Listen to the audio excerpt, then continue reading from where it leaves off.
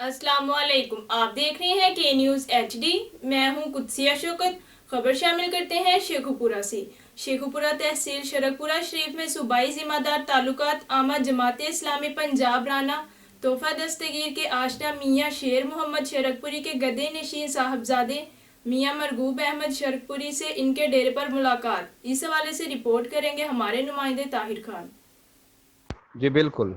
तहसील शरकपुर शरीफ में सूबाई जिम्मेदार ताल्लुकात यामा जमात इस्लामी पंजाब तोहफा दस्तगीर के आस्थाना आलिया मियाँ शेर मोहम्मद शरकपुरी के गद्दी नशीन साहबजादा मियाँ मरगूब अहमद शरकपुरी से उनके डेरे पर मुलाकात की। इस मौके पर जमात इस्लामी के जोनल कोऑर्डिनेटर ताल्लुकात यामा जिक्रिया खान तरीन भी उनके हमरा थे।